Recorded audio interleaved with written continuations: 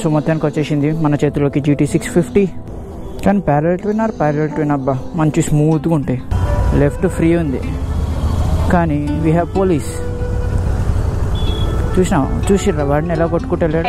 అలా ఉంటుంది లోకేష్ తోటి, మనం కొట్టలేం అలా. Okay, so what's up guys, welcome back to the channel. So ఈరోజు వ్లాగ్ ఏంటంటే, ఇప్పుడు మనం నా బండి తీసుకెళ్ళి వీడు కూడా GT కప్కి రిజిస్టర్ చేసుకుంటాడంట లోకేష్, జస్ట్ టైం పాస్ కోసం. బెంగళూరు కలిసి వెళ్తున్నాం. సో ఇప్పుడు వెళ్ళేసి ఈ బండి ఇచ్చి నేను GT తీసుకొని వస్తాను. కొంచెం GT కూడా నడిపి దాని ఇంజన్ సీన్ ఏంటి, దాన్ని ఎంత అంటే ఆబ్వియస్లీ వాళ్ళు ఇచ్చే GT fully tuned race back ఇస్తారు, మనం నడిపేది స్టాక్ GT. బట్ ఇంజన్ కొంచెం తెలుసుకుందాం, దాని హ్యాండ్లింగ్ కూడా కొంచెం తెలుసుకుందాం అని. నేను GT రివ్యూకే నడిపాను కానీ ఎప్పుడు దాన్ని ప్రాపర్ గా నడిపి టెస్ట్ చేయలేదు. సో ఒకసారి ఆ బండిని కూడా తెలుసుకుందాం అని చెప్పేసి అనుకుంటుండే. సో ఇప్పుడైతే సైనిక్పూరి దగ్గరికి వెళ్ళి GT తీసుకొని అన్నకి బండి ఇచ్చేద్దాం. మళ్ళీ రేపు మార్నింగ్ వెళ్ళి ఈ బండి సుచిత్ర దగ్గర ఇచ్చేసి నేను నా బండి తెచ్చేసుకుంటా. అది సీన్. సో అలానే వీడు కూడా ఇప్పుడు వెళ్ళి అక్కడ రిజిస్టర్ చేసేసుకుంటాడు, మనం కూడా వెళ్ళి GT తీసుకొని వచ్చేస్తాం అలానే టైం పాస్.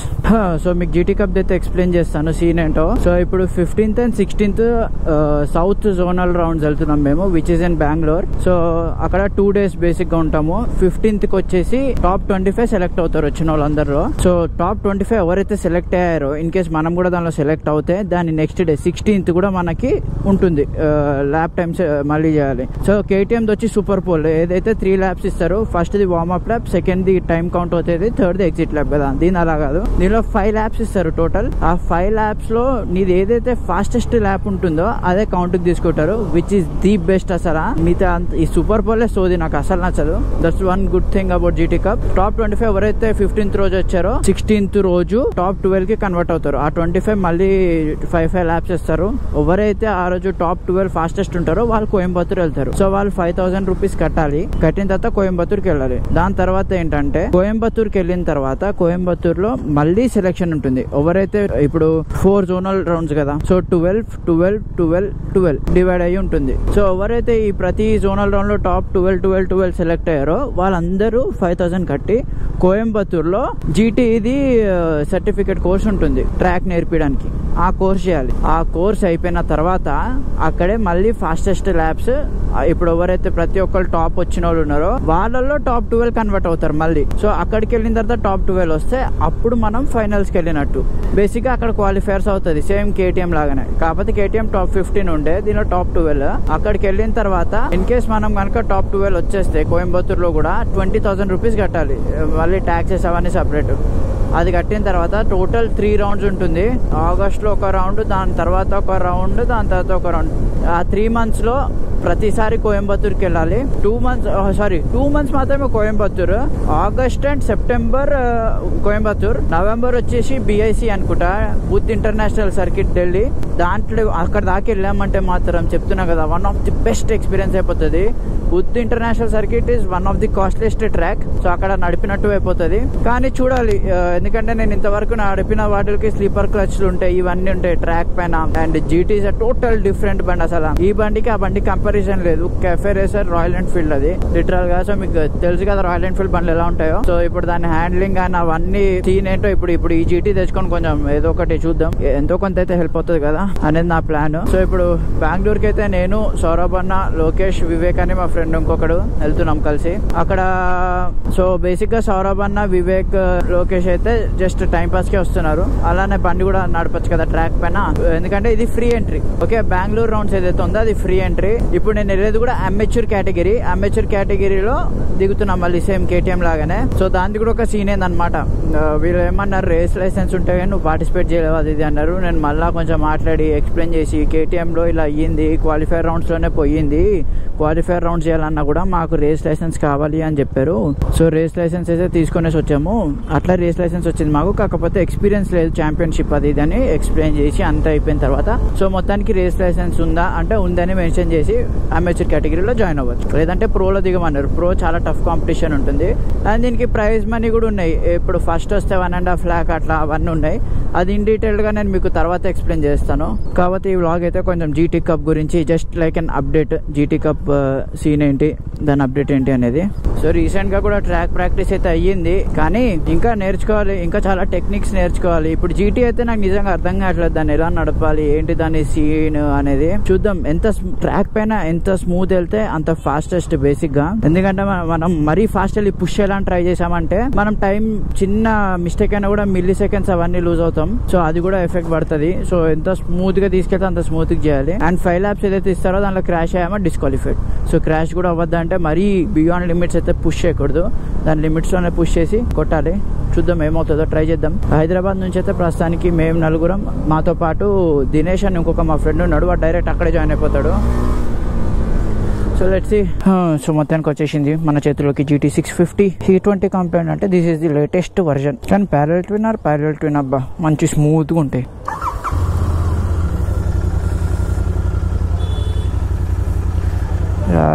రా 10 days చేసేటట్టున్నాడు వీడియో.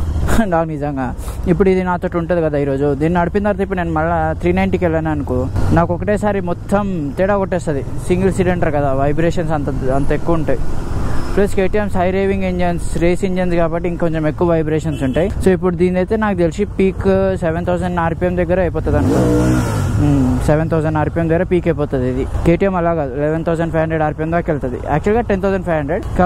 కాకపోతే మీరు అన్లాక్ చేయించుకోవచ్చు KTM దగ్గర. 3rd సర్వీస్లోనో 4th సర్వీస్లోనో మీరు అడిగారంటే RPM అన్లాక్ చేయమని వాడు RPM అన్లాక్ చేస్తాడు. మీది లెఫ్ట్ ఫ్రీ ఉంది, కానీ వీ హ్యావ్ పోలీస్.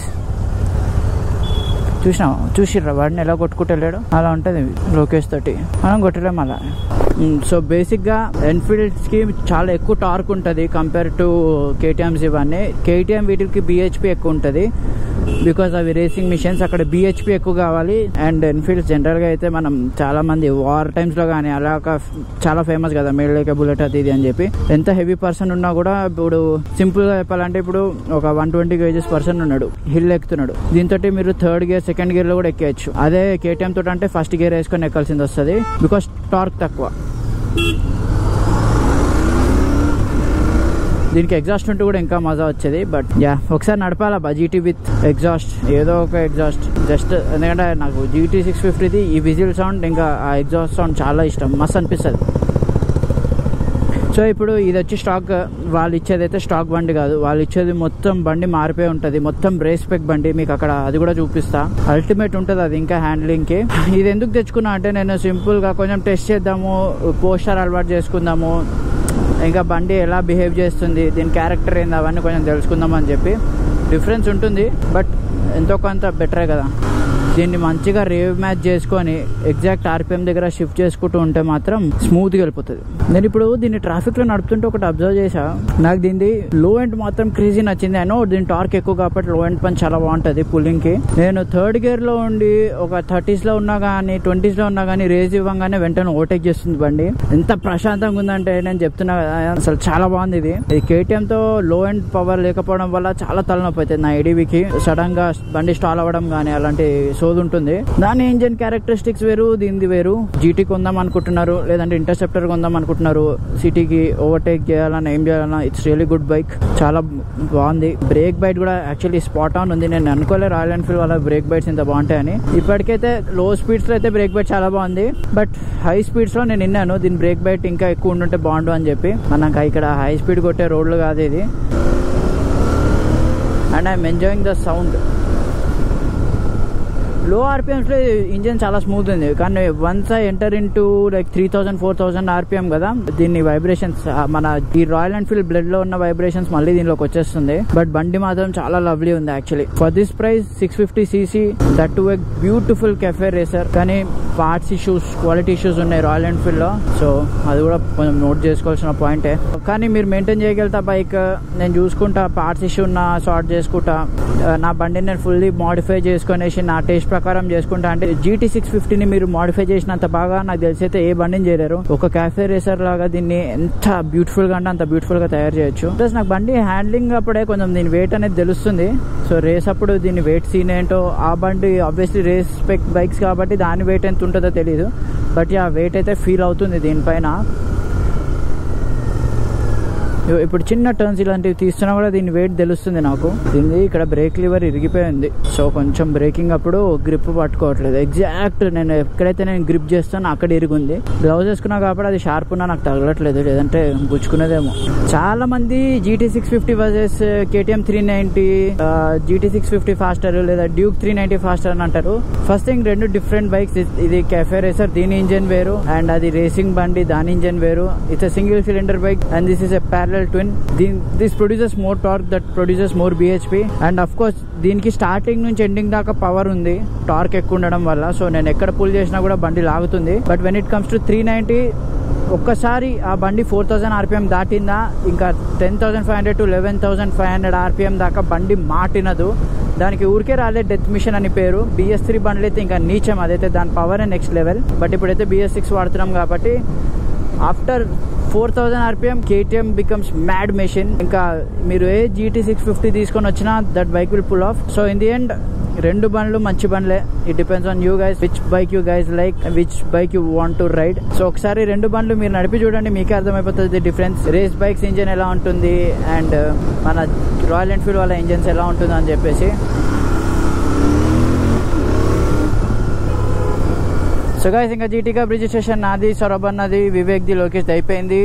సో ఇప్పుడు ఈ బండిని కూడా కొంచెం తెలుసుకుంటా నేను, కొంచెం నడిపి ఇంకొంచెము. So let's pray RC cup లాగా అవ్వకుండా GT కప్ లో ఈసారి క్వాలిఫై అవ్వాలి, రేస్కి వెళ్ళాలి అని చెప్పేసి. Let's see whatever happens. కొంచెం ఈసారి కూడా కొంచెం ట్రైన్డ్ ఉన్నా, కొంచెం స్కిల్స్ ఇంకొంచెం పెరిగింది. కాకపోతే bike is totally different bike. Track పైన నేను ఎప్పుడు GTని కూడా నడపలే. ఇది ఎలా లీన్ అవుతుందో దీని సీన్ ఏంటో తెలియదు. కొందరు చాలా మంచి బండి బాగుంటది, మజా వస్తుంది అంటారు ట్రాక్ పైన. కొందరు అసలు చాలా వెయిట్ ఫీల్ అవుతుంది ట్రాక్ పైన, కష్టంగా ఉంటుంది అని చెప్తారు. చూద్దాం మనకి ఎలా అనిపిస్తుందో. సో ఇప్పుడైతే ఇంటికి వెళ్ళిపోయి వచ్చేపాకి తర్వాత ఫ్రెండ్స్ అందరం బ్యాడ్మింటన్ వెళ్తున్నాం. ఇక దాని తర్వాత కథం ఈ రోజుకి. సో ఇప్పుడు లాగైతే ఇక్కడ ఏం చేద్దాం అనుకుంటున్నా. ఇంకా ఈ బండి గురించి ఆల్రెడీ రివ్యూ నా ఛానల్లో ఉంది, కావాలంటే ఆ వీడియో కూడా చెక్అౌట్ చేయొచ్చు మీరు వెళ్ళి. Okay, so that's it for today's video guys. Thank you so much for watching. Please do like, share and subscribe. It's about spreading the love and the